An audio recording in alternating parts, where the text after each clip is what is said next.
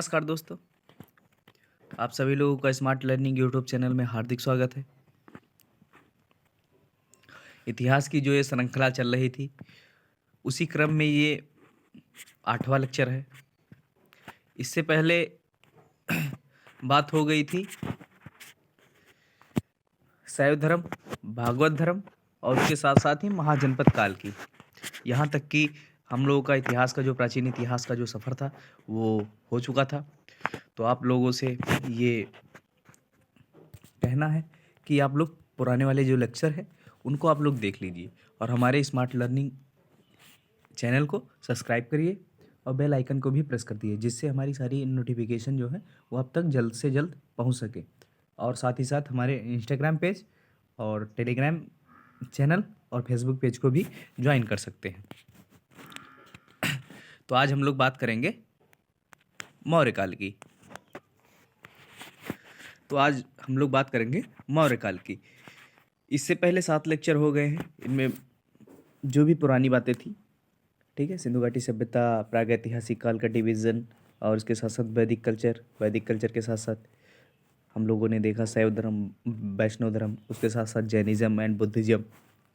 और देन उसके बाद हम लोगों ने बात करी थी 16 महाजनपदों की। तो वहाँ तक हम लोगों का सफ़र हो चुका था। आज हम लोग शुरू करेंगे मौर्यन पीरियड, और मौर्यन पीरियड की जितनी भी महत्वपूर्ण जो भी फैक्ट हैं उनको हम लोग देखते हुए आगे बढ़ेंगे। ठीक, तो आइए हम लोग शुरू करते हैं आज का अपना लेक्चर। कि जो मौर्य काल था, वो मौर्य काल बेसिकली फेमस किसके लिए था? तो मौर्य काल फेमस था अपना, जो ये भारत का पहला ऐसा राजवंश था जिसने क्या किया कि भारत को यूनाइट किया, और यूनाइट करके एक जो एम्परर तैयार किया। ठीक है, कि पहले क्या थे, इससे पहले छुटपुट राजा हुआ करते थे, छोटे छोटे राजा हुआ करते थे। तो ये मौर्य एम्परर एक ऐसा क्या कहते हैं कि वंश हुआ कि जिसने क्या किया कि इन सभी छोटे छोटे राजाओं को विजित करके इसने एक साम्राज्य को खड़ा किया। ठीक है, जो कि ऑल ओवर इंडिया में फैला हुआ था। तो यही क्वेश्चन पूछा जाता है कि भारत को यूनाइट करने का जो श्रेय किसको जाता है? तो वो मौर्य काल के संस्थापक चंद्रगुप्त मौर्य को जाता है। तो आइए हम लोग आज अपने मौर्यन पीरियड की बात शुरू करते हैं। तो चंद्रगुप्त मौर्य जो था वो किसकी सहायता से अपना राज्य स्थापित किया? तो वो थे चंद्रगुप्त मौर्य जो थे वो चाणक्य की सहायता से अपना जो साम्राज्य है उसको स्थापित किया। कहा जाता है ये कि एक बार जब घनानंद के दरबार में चाणक्य जब बैठे हुए थे, तो फिर वहाँ पर इनकी बहुत सी बेइज्जती की गई चाणक्य की। ठीक, तो तब वहीं पे चाणक्य ने क्या किया, शपथ लिया कि मैं तुम्हारे साम्राज्य को का विध्वंस कर दूंगा। ठीक है, और तभी मैं चैन की सांस लूंगा। फिर उन्होंने ढूंढना शुरू किया, किसको? अपने मोहरे को, कि हाँ, कौन हमारे लिए इस प्रदेश को विजित करेगा। तो फिर उनकी मुलाकात चंद्रगुप्त मौर्य से होती है बचपन में। फिर चाणक्य उसको ट्रेनिंग देते हैं, सारी कौशल विद्याएं सिखाते हैं, और फिर एक दिन वो नंदवंश का विघटन करके अपने मौर्य काल की स्थापना करता है। ठीक है, तो फिर ये जो क्वेश्चन है कि किस राजा को पराजित करके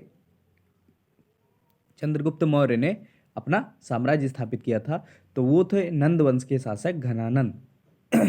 तो घनानंद क्या थे कि घनानंद को मार करके, पराजित कर करके चंद्रगुप्त मौर्य ने 322 ईस्वी पूर्व 322 बीसी में इन्होंने अपने साम्राज्य की स्थापना करी, और मगध के सिंहासन पे ये आसीन हुए। तो इनकी राजधानी क्या थी? कि इनकी राजधानी मगध थी। ठीक है, और मगध में कौन सा नगर था? तो ये उनका पाटलिपुत्र नगर था। ठीक है, वहाँ पर इन्होंने अपनी राजधानी बनाई। आगे देखते हैं क्वेश्चन कि प्रथम भारतीय जो साम्राज्य था उसको किसने स्थापित किया था। तो उसको स्थापित करने वाले कौन थे, वो चंद्रगुप्त मौर्य थे। अगले क्वेश्चन की बात करते हैं कि किसके ग्रंथ में चंद्रगुप्त मौर्य का विशिष्ट रूप से वर्णन हुआ है। तो वो ग्रंथ किसका था, विशाखदत्त था। और उस ग्रंथ का क्या नाम था, तो उस ग्रंथ का नाम मुद्रा राक्षस था। ठीक, और मुद्रा राक्षस में किसके बारे में चर्चा की गई है, तो चंद्रगुप्त मौर्य के विषय में विस्तृत चर्चा है वो देखने को मिलती है। तो आप लोग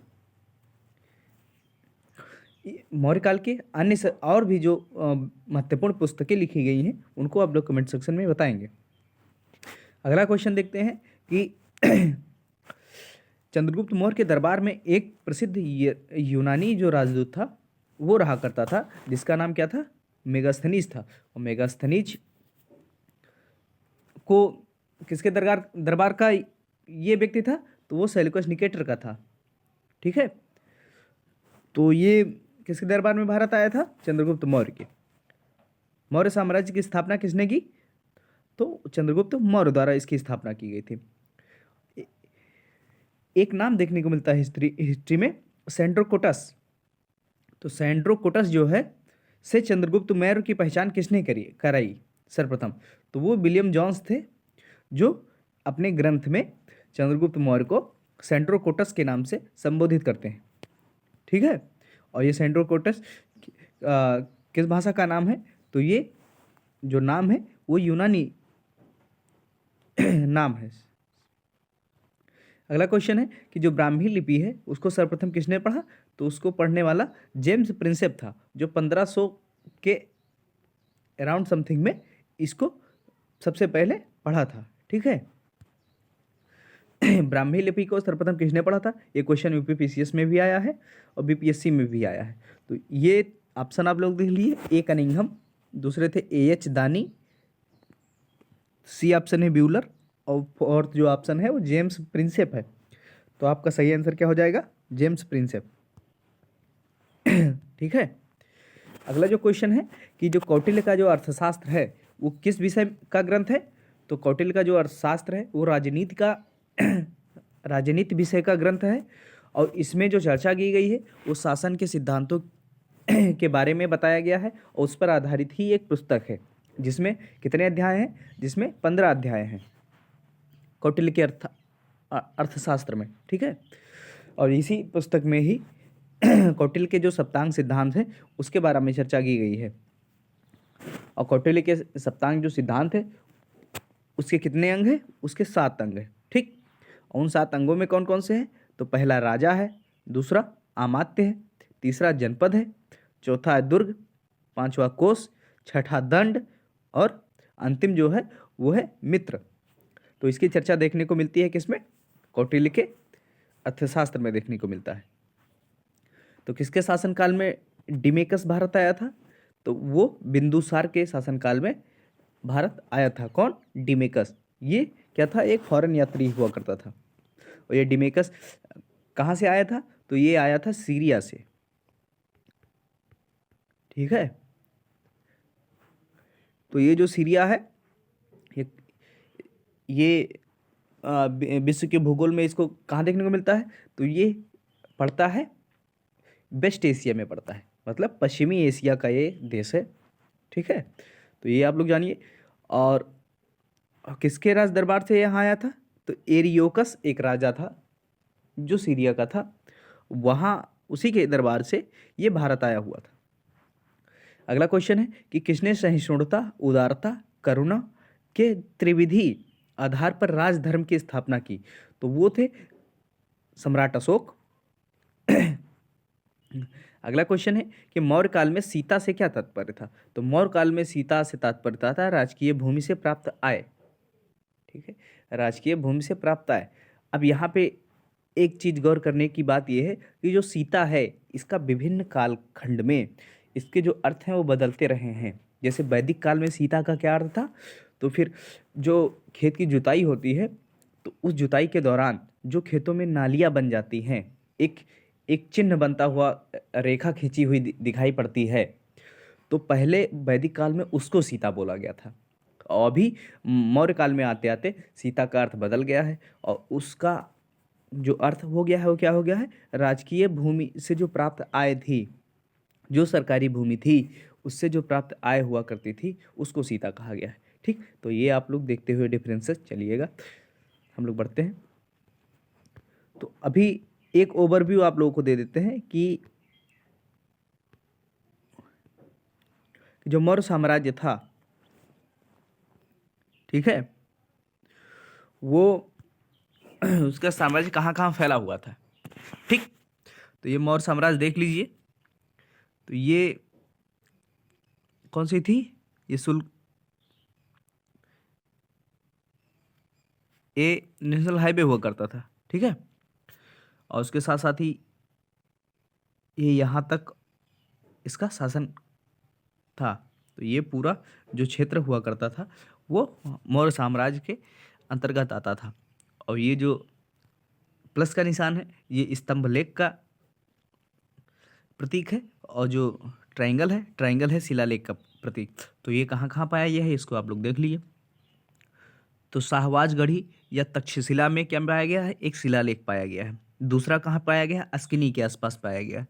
तीसरा कालसी पे पाया गया है, और फिर ये सहसाराम में है, रूपनाथ में है, तूसली है, जोगधा है, गिरनार में है। तो यहाँ यहाँ क्या पाया गया है, शिलालेख पाया। स्तंभ लेख कहाँ कहाँ मिला है, तो स्तंभ लेख मिला है टोपरा में, मेरठ में, कपिलवस्तु श्रावस्ती में, नीलगिरीवा में, रोमनदेई में, रामपुरवा में, और साथ ही साथ सारनाथ में, इलाहाबाद में, और मास्की में, और गोभी मठ में। ठीक, तो ये मेनली क्या था, जहाँ से स्तंभ लेख पाए गए हैं मौर्य साम्राज्य के। और आगे अगर बढ़ते हैं तो फिर देखने को मिलता है कि जो मौर्य साम्राज्य था उसमें मेनली कितने प्रांत देखने को मिलते हैं, तो मिलते हैं 5 प्रांत जिनके बारे में चर्चा की गई है। तो कौन कौन से प्रांत थे, तो उत्तर में उत्तरापथ था जिसकी राजधानी तक्षशिला हुआ करती थी।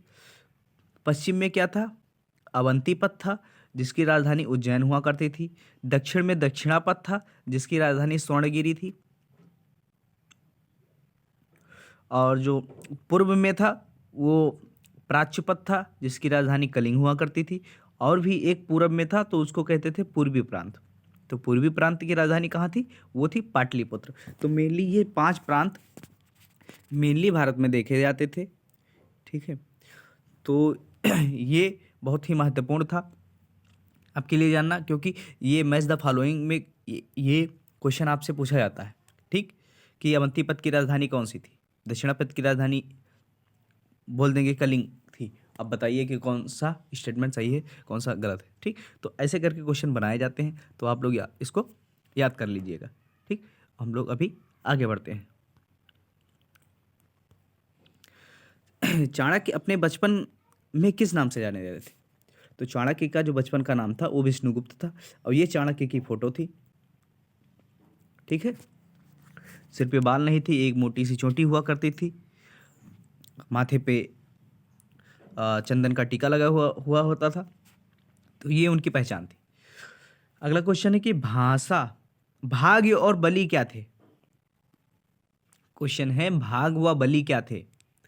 तो भाग व बलि प्राचीन काल में मौर्यन पीरियड में राजस्व के एक स्रोत हुआ करते थे, साधन हुआ करते थे, भाग एवं बलि। ठीक है, कि आप अगर व्यापार करते हैं या फिर आप कृषि करते हैं तो उसका कुछ भाग और कुछ जो पार्ट था वो भाग के रूप में लिया जाता था, और कुछ पार्ट बलि के रूप में लिया जाता था। तो ये क्या थे, ये टैक्सेशन के सोर्स थे। अगला क्वेश्चन है कि अशोक ने बौद्ध होते हुए भी हिंदू धर्म में आस्था नहीं छोड़ी, इसका प्रमाण है। तो इसका प्रमाण है देवनाम प्रिय की उपाधि। बुद्धिस्ट होने के बाद भी उसने देवनाम प्रिय की उपाधि धारण की थी। किसने, सम्राट अशोक ने। अलेक्जेंडर ने भारत पर आक्रमण कब किया, तो अलेक्जेंडर ने भारत पर आक्रमण 326 ईसा पूर्व में किया। 326 BC में इन्होंने आक्रमण किया, अलेक्जेंडर ने। तो ये क्वेश्चन में पूछा गया है, आरआरबी में कई बार ये क्वेश्चन रिपीट हुआ है कि अलेक्जेंडर ने भारत पर आक्रमण कब किया था। तो ये 326 ईसा पूर्व में इन्होंने किया था। ठीक है, अभी हम लोग आगे बढ़ते हैं।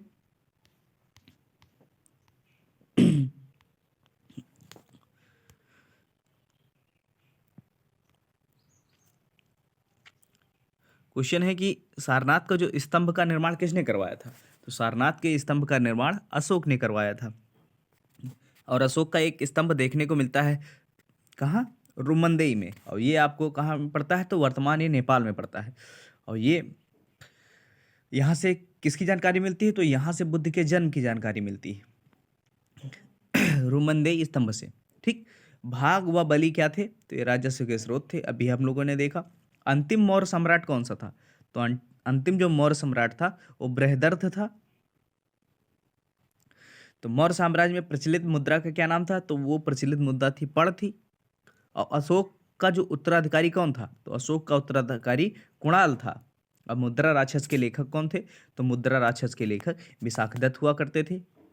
वह व्यक्ति कौन सा है जिसका नाम देव नाम प्रियदर्शी भी था, तो वो मौर्य सम्राट अशोक हुआ करते थे, जो इतिहास में सम्राट महान अशोक के नाम से कहलाए।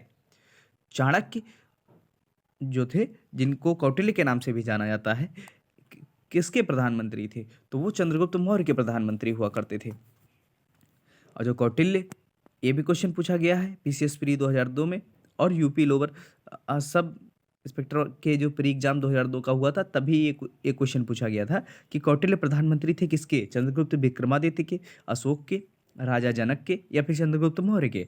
तो आपका सही आंसर क्या हो जाएगा, चंद्रगुप्त मौर्य हो जाएगा। कलिंग विजय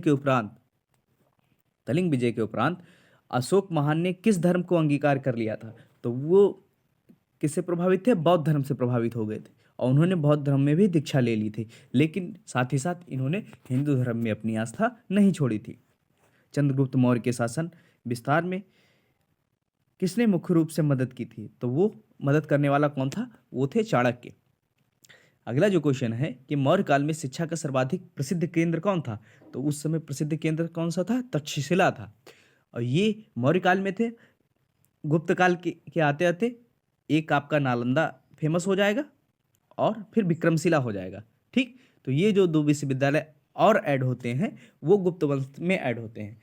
और मौर्य वंश में एक ही सबसे प्रसिद्ध केंद्र था, वो था तक्षशिला। और ये क्वेश्चन भी आपसे पूछा गया है उत्तराखंड पीसीएस में और बीपीएससी में। ठीक, तो आप लोग इसको याद करके रखिएगा। अगला जो क्वेश्चन है, मेगास्थनीज की पुस्तक का क्या नाम था, तो मेगास्थनीज की पुस्तक का नाम इंडिका हुआ करता था। वह स्रोत जिसमें पाटलिपुत्र के प्रशासन का वर्णन देखने को मिलता है, तो वो कौन सा ग्रंथ है, तो वो है इंडिका, जो लिखी किसके द्वारा गई है, मेगास्थनीज के द्वारा लिखी गई है।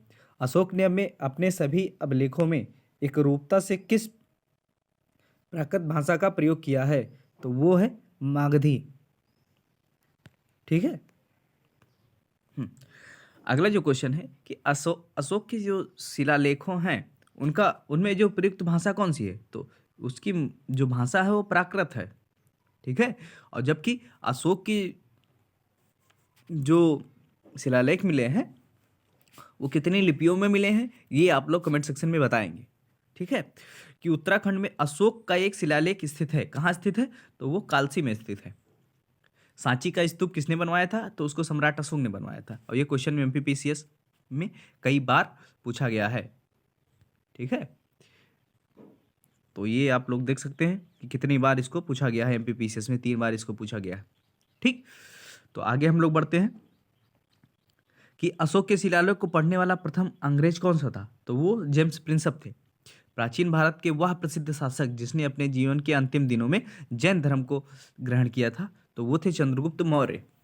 चंद्रगुप्त मौर्य ने अपने अंतिम दिनों में जैन धर्म को ग्रहण कर लिया था, लेकिन बाद में जब इनके जो पोते हुए कौन, सम्राट अशोक, तो उन्होंने किस धर्म की दीक्षा ली, उन्होंने ली बौद्ध धर्म की दीक्षा। तो चंद्रगुप्त मौर्य ने सेल्यूकस को कब पराजित किया, तो सेल्यूकस को इन्होंने 305 में किया था, 305 बीसी में। ठीक, में इन्होंने किया। जल की आवश्यकता को ध्यान में रखते हुए जिस प्रथम शासक ने गिरनार क्षेत्र में एक झील का निर्माण करवाया था वो कौन थे? चंद्रगुप्त मौर्य थे, सम्राट अशोक थे, रुद्रदामन हुआ करते थे, या फिर स्कंदगुप्त हुआ करते थे? तो वो जो शासक थे वो चंद्रगुप्त मौर्य थे। ठीक, तो ये आप लोग याद करके रखिएगा। सांची किस काल की कला एवं मूर्ति कला का निरूपण करता है? तो बौद्धकालीन जो कला है वह मूर्ति कला है, उसको निरूपण करता है कौन? सांची का स्तूप। वहाँ पे जो उसकी जो बाउंड्री है सांची के स्तूप की, तो वहाँ पे विभिन्न प्रकार के कलाकृतियों का वर्णन देखने को मिलता है। तो वो बौद्धकालीन जो कला एवं स्थापत्य था, मूर्ति कला थी, तो उसका एक अनोखा नमूना प्रदर्शित करती है। सम्राट अशोक की वह पत्नी कौन सी थी जिसने उसको प्रभावित किया था? तो उसका नाम क्या था? कारुआकी हुआ करता था। अगला क्वेश्चन है कि बिंदुसार ने विद्रोहियों को कुचलने के लिए अशोक को कहाँ भेजा था? तो अशोक को उन्होंने भेजा था तक्षशिला में। अगला जो क्वेश्चन है कि मेगास्थनीज ने भारत समाज को कितनी श्रेणियों में विभाजित किया? तो वो 7 समाजों में इन्होंने विभाजित किया था कि जो भारत की जो सोसाइटी है वो कितने भागों में, कितने श्रेणियों में विभक्त है। तो उस श्रेणियों की संख्या जो उन्होंने बताई मेगास्थनीज ने अपनी पुस्तक इंडिका में, तो उसकी संख्या 7 हुआ करती थी। कौटिल्य के अर्थशास्त्र में किस पहलू पर प्रकाश डाला गया है? तो वो राजनीतिक जो नीतियां हैं, उनकी प्रणाली है, उस पर फोकस करके इन्होंने अपना ग्रंथ अर्थशास्त्र लिखा है। पाटलिपुत्र के किस शासक ने सर्वप्रथम अपनी राजधानी बनाया? तो उसको बनाने वाले कौन थे? चंद्रगुप्त मौर्य थे। पाटलिपुत्र में स्थित चंद्रगुप्त का महल मुख्यतः किससे बना हुआ था? तो उनका महल लकड़ी से बना हुआ था। अगला जो क्वेश्चन है कि जो बराबर की जो गुफाएं हैं, जो कहाँ देखने को मिलती है? तो बिहार के गया डिस्ट्रिक्ट में देखने को ये मिलता है। तो वहाँ पर उपयोग किए जाने वाले जो आश्रय गृह थे उसको किस संप्रदायों ने यूज किया?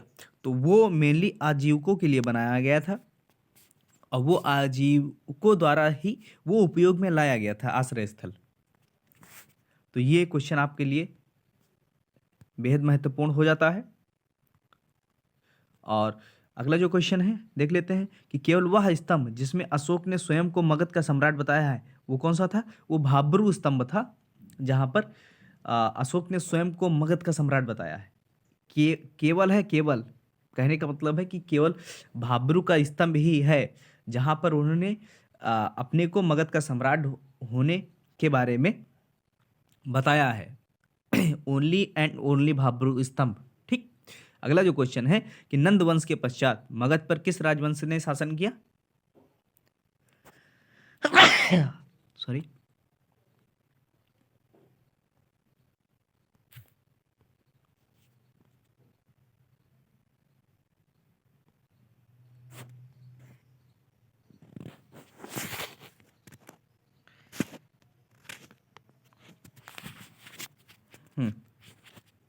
सॉरी, थोड़ी सी डिस्टरबेंस आ गई थी। हाँ, तो हम लोग कहाँ थे?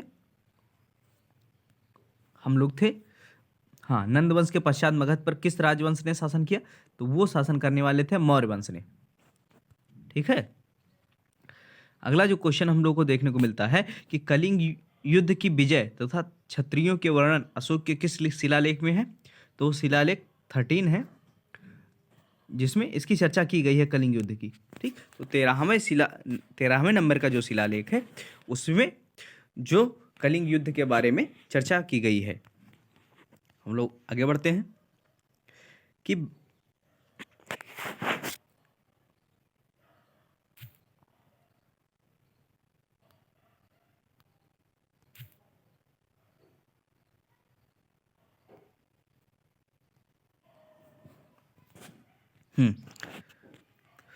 जो भारतीय लिखने की कला नहीं जानते हैं, इसकी उक्ति किसने की गई थी? तो इसकी उक्ति किसने की थी? मेगास्थनीज ने की थी। जो मौर्य काल है, मौर्य काल में गुप्तचरों को क्या कहा जाता था? तो उनको गूढ़ पुरुष कहा जाता था।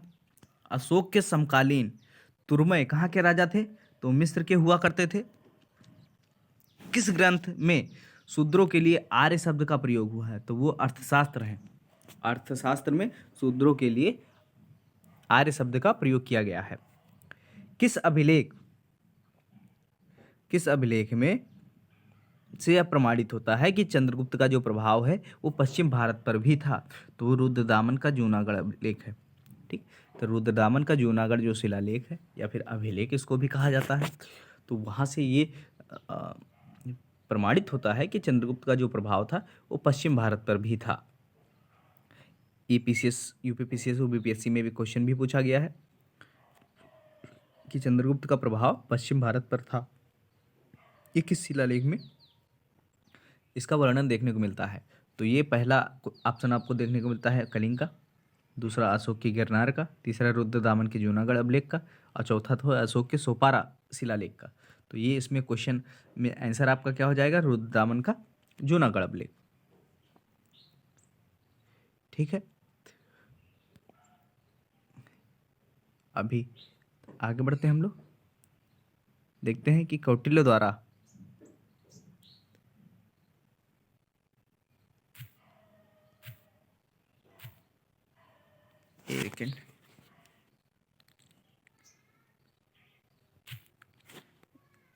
डिस्टर्बेंस कहाँ से आ रही है?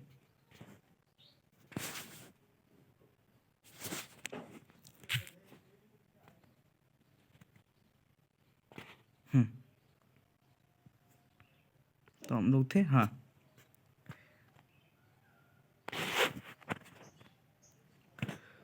तो कौटिल्य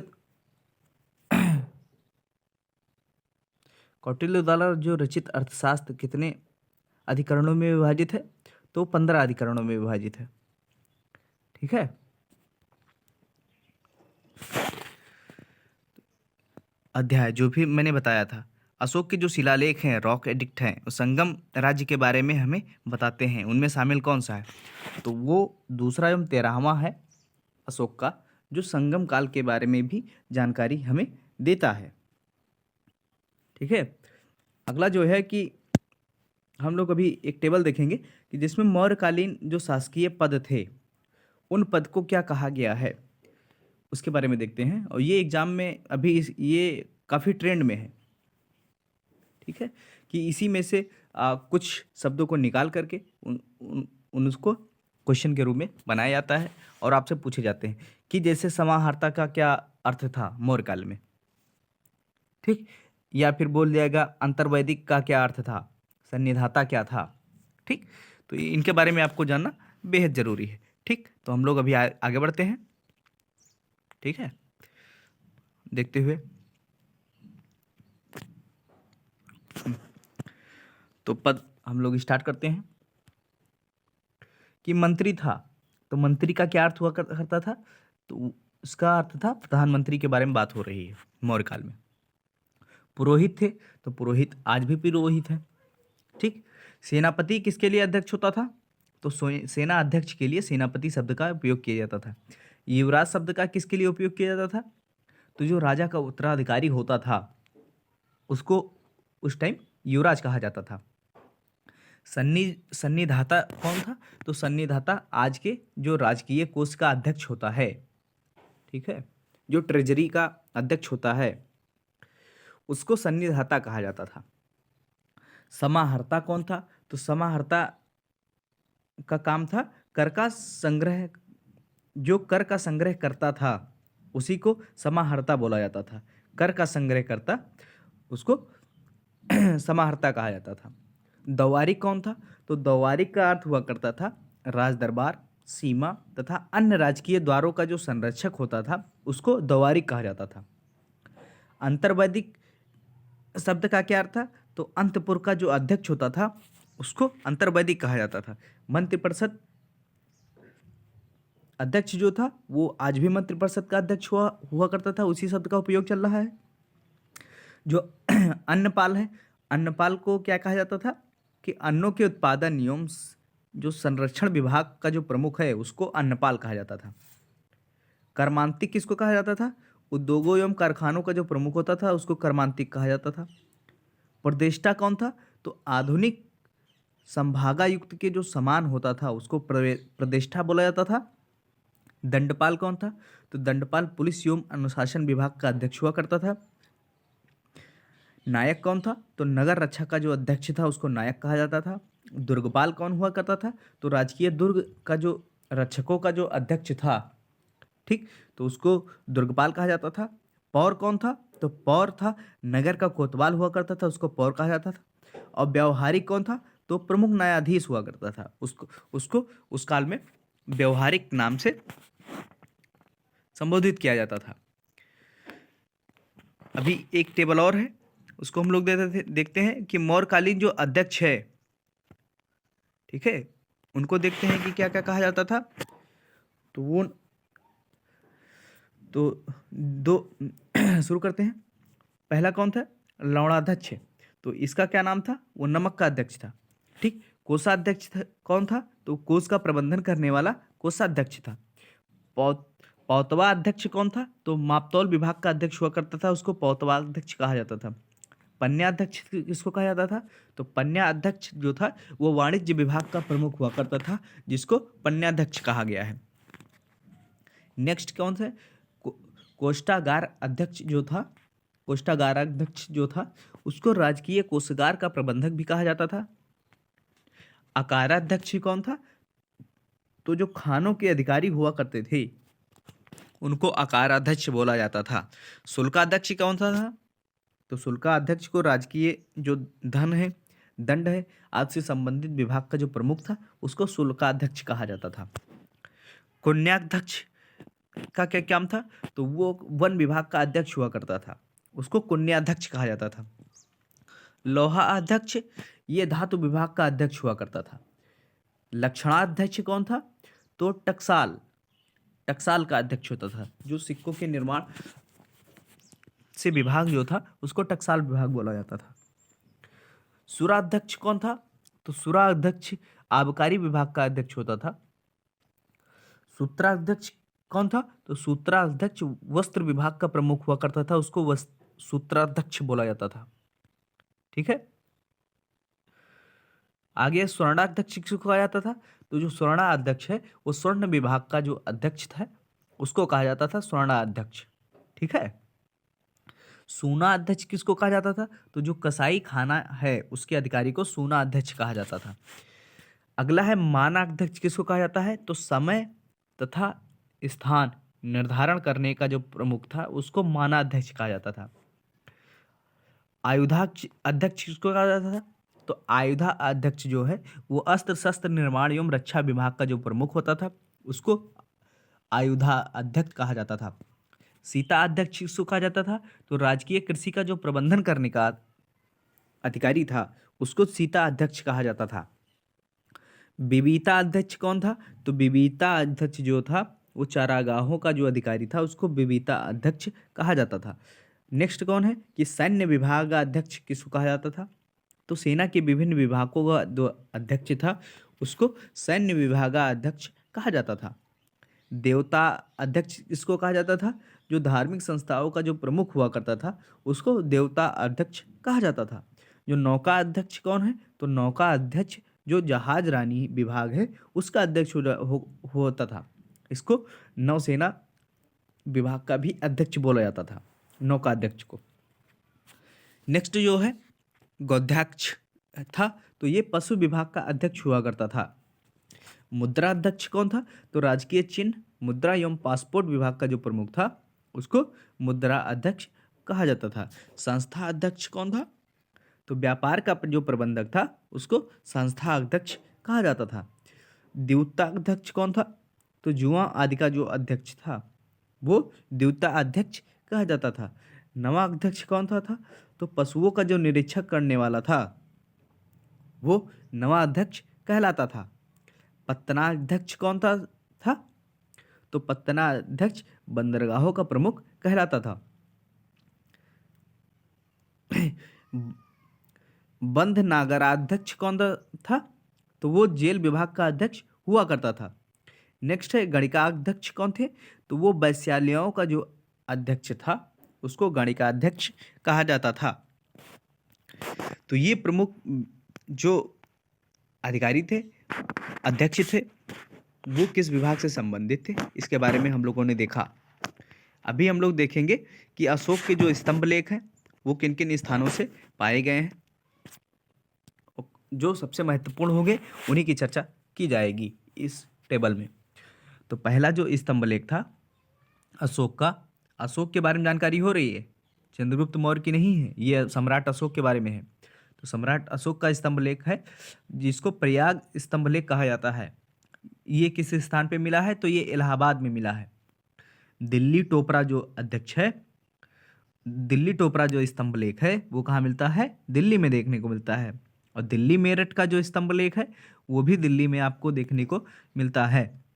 रामपुरवा का जो स्तंभ लेख है वो पश्चिमी चंपारण बिहार में आपको देखने को मिलता है। लौरिया नंदनगढ़ का जो अभिलेख है, स्तंभ लेख है, वो भी पश्चिमी चंपारण बिहार में देखने को मिलता है। और लौरिया अरेराज का जो भी स्तंभ लेख है वो भी पश्चिमी चंपारण बिहार में देखने को मिलता है। तो पश्चिमी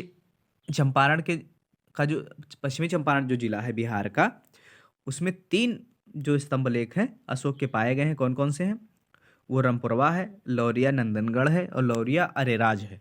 ठीक, तो ये आपके लिए बहुत ही महत्वपूर्ण है स्तंभ लेख याद करने के। ठीक है, हम लोग अभी आगे बढ़ते हैं और देखते हैं मौर्यकालीन जो शिलालेख हैं उनके बारे में। ठीक है, तो मौर्यकालीन जो शिलालेख थे, तो एक टेबल बनाई गई है। इस टेबल में जो इधर है शिलालेख है, और दूसरी टेबल में है खोज का वर्ष है, और तीसरी में जो है वो लिपि है। ठीक है, तो शुरू करते हैं। तो पहला है शाहबाजगढ़ी का जो है शिलालेख। तो ये कब खोजा गया, 1836 में खोजा गया। और ये किस लिपि में है, ये खरोष्ठी लिपि में है। मानसेहरा का जो शिलालेख है वो 1889 में खोजा गया है, वो किस लिपि में है, खरोष्ठी लिपि में है। गिरनार का जो शिलालेख है वो 1822 को खोजा गया था, और ये ब्राह्मी लिपि में है। धौली का जो शिलालेख है ये 1837 में खोजा गया है, ये भी ब्राह्मी लिपि में है। कालसी का जो शिलालेख है वो 1837 में खोजा गया है, ये भी ब्राह्मी लिपि में। जौगढ़ का अभिलेख 1850 ईस्वी का है, में खोजा गया है, ये ब्राह्मी लिपि का है। सोपारा का जो अभिलेख है 1882 ईस्वी में खोजा गया है, ये भी ब्राह्मी लिपि का है। और एरागुड़ी का जो अभिलेख है 1916 का है, ये भी ब्राह्मी लिपि का शिलालेख है। तो ये शिलालेख की आपको एक टेबल प्रदर्शित की गई है। ठीक, अगले क्वेश्चन को हम लोग देखते हैं कि अशोक के 261 ईस्वी पूर्व मतलब 261 बीसी में कलिंग को जीतने के बाद क्या किया गया। तो सम्राट अशोक कलिंग के युद्ध में बहुत ही जानमाल की हानि हुई थी, बहुत सारे सैनिकों का उन्होंने जान गंवाई थी उस युद्ध में। तो सम्राट अशोक ने भारी जो रक्तपात है उसको देखकर उनका मन बहुत विचलित हुआ, और उन्होंने तुरंत बौद्ध धर्म को उन्होंने ज्वाइन किया और अहिंसा के मार्ग पे चले, और इसलिए उन्होंने युद्ध की जो नीति है उसको उन्होंने सदा सदा के लिए त्याग दी। ठीक, तो ये कलिंग के जीतने के बाद इन्होंने किया। अगला क्वेश्चन है कि श्रीनगर की जो स्थापना है किस मौर्य शासक ने की थी, तो उसकी स्थापना अशोक ने की थी। ठीक है, अगला जो क्वेश्चन है कि अशोक ने श्रीलंका में बौद्ध धर्म के प्रचार हेतु किसे भेजा था, तो उसको महेंद्र और संघमित्रा को उन्होंने श्रीलंका भेजा था बौद्ध धर्म के प्रचार के लिए। अगला क्वेश्चन है कि अशोक के मानसेहरा जो शिलालेख है वो पाकिस्तान में है, और शाहबाजगढ़ी भी पाकिस्तान में देखने को मिलता है। तो यहाँ से जो प्राप्त बृहद शिलालेख है उसमें किस लिपियों का प्रयोग किया गया है, तो उस लिपि का नाम खरोष्ठी है। और खरोष्ठी किस प्रकार की लिपि है, तो ये फारसी लिपि की जैसी है, और फारसी लिपि के जैसी होने के कारण जो इसकी लिखावट है वो दाहिने से लेकर के बाएं की ओर है। ठीक, तो आप इस तरह अक्षर इसको लिखते लिखते यहाँ जाएंगे और फिर यहाँ से जाएंगे। अभी हम लोग क्या लिख रहे हैं, हम लोग की जो भाषा हिंदी है वो देवनागरी लिपि है। तो देवनागरी लिपि की विशेषता क्या है कि उसकी जो लिखावट है वो बाएं से दाएं की ओर है। ठीक, तो ये मेन डिफरेंसेस आपको देखने को मिलता है। अगला क्वेश्चन है कि किस अभिलेख में चंद्रगुप्त मौर्य और अशोक दोनों का उल्लेख किया गया है? तो वो महाक्षत्रप का रुद्रदामन का जो जूनागढ़ अभिलेख है वो है। और वो कहाँ देखने को मिलता है? उसमें चंद्रगुप्त मौर्य और अशोक दोनों का उल्लेख देखने को मिलता है जूनागढ़ अभिलेख से। ठीक है।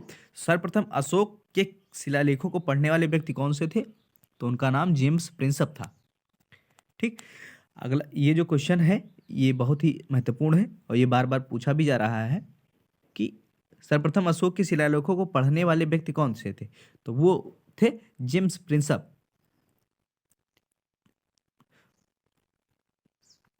ठीक है। तो आज हम लोग ने मौर्य काल के बारे में सारा कुछ डिस्कस कर लिया है। महत्वपूर्ण महत्वपूर्ण जो भी क्वेश्चंस थे उनके बारे में डिस्कस कर लिया है। तो आज के इस लेक्चर में इतना ही रखेंगे, क्योंकि वैसे लेक्चर थोड़ा सा लंबा हो जाएगा, थोड़ा सा बोरिंग भी होता रहेगा। तो आप लोग थोड़ा थोड़ा करके आप लोग पढ़ते रहिए और रिवीजन करते रहिए, जिससे आप लोगों को हिस्ट्री की जो समझ है पूरी वो बेहतर ढंग से आप में आ जाए। ठीक है। और आप लोग किसी भी एग्ज़ाम्स में जहाँ भी हिस्ट्री पूछी जा रही है वहाँ पे कोई भी क्वेश्चन आप लोग गलत करके ना आए, ऐसी हमारी इच्छा है। और आप लोग ये कर लेंगे, क्योंकि आप लोग बहुत अच्छी तरीके से पार्टिसिपेट कर रहे हैं हमारे सारे वीडियोज़ में। ठीक। तो आज के लिए बस इतना ही रखते हैं। आप लोग स्मार्ट लर्निंग चैनल को सब्सक्राइब करिए, ज्वाइन करिए। ठीक। जिससे हमें और अधिक मोटिवेशन मिले और नए सब्जेक्ट को हम लोग आपके सामने प्रस्तुत कर पाएँ। तो आप सभी लोगों के लिए हमारी बेहद शुभकामना। और इसी के साथ आज का लेक्चर हम लोग समाप्त करते हैं। आप सभी लोगों का धन्यवाद और साथ ही साथ नमस्कारम।